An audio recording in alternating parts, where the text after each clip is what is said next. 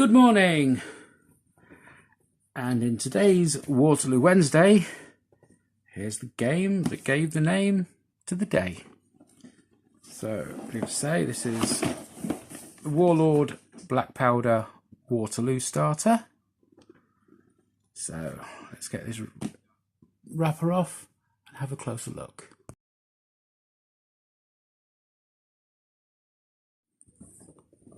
Good morning.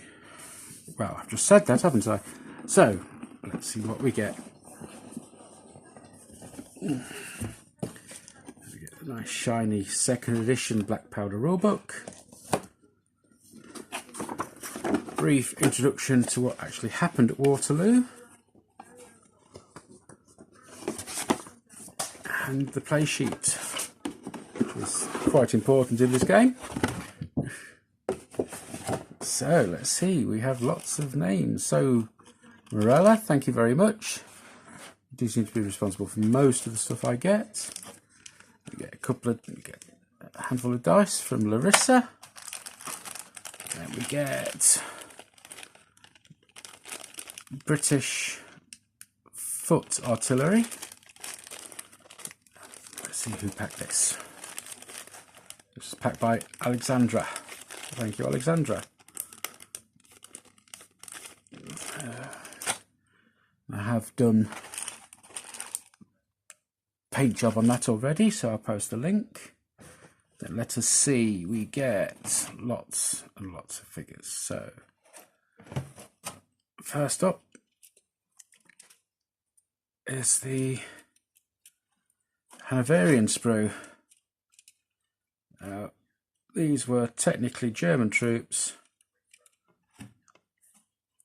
that were subjects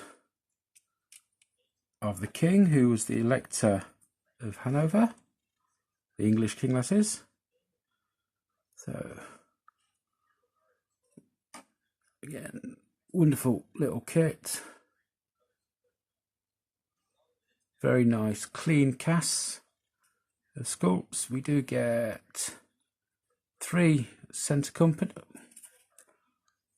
company, and then the chappie at the end has the bird's nest indicating he's a flanker, a right flanker at that.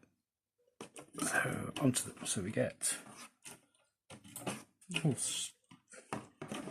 hey, we're supposed to get 24, but we get 5 sprues of 5, so we get 25 of those. And then onto the French. So these are traditionally late war French, 1812 to 1815, but because they're in their overcoats, a bit of work on the hats, and they would double up for Peninsular War as well. We get quite a few of these. It's 3 units of 24, if I remember correctly. Oh, they're British now. So 1, 2, 3, 4, 5, 6, 7, 8. Yeah, 8 sixes is a lot.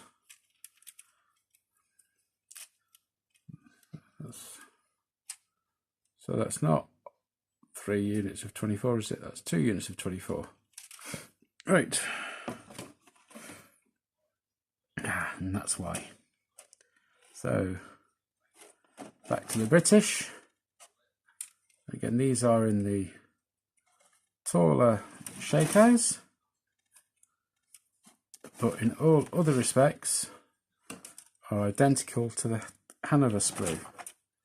So using the extra headgear you get, you could do the unit of Hanoverians as regular British, or as Hanoverians wearing shakos, because they were equipped with them. They weren't all in the soft hats that you usually see. That's quite a wargamers thing. 2, 4, 6, 8, 10. So we get 50 there, which 2 units of 24 plus a few extras. And this is why the French don't get as many infantry, because they also get 2 small units of chasseurs de cheval. So as you can see, you get 2 models per frame with the couple of different head options, including the cavalry flank cap. Again, I have done painting video for these, so I'll share the link in the comment section. And obviously we get lots and lots of bases, cavalry bases and infantry bases. I've just realised in this bag should also be, there is also an English officer on foot and a French officer on foot, as well as the gun crew. So we get the French officer a bicorn and an English officer a shako. Wonder where they were. So all in all, wonderful little kit. Let's get it packed away so it can be take less space on the shelf while waiting to be painted. Let's see how best to do this.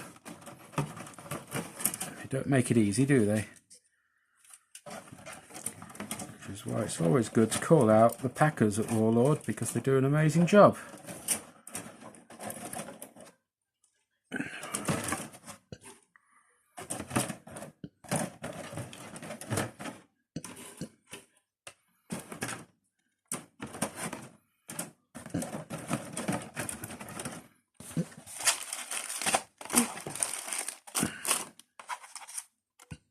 So,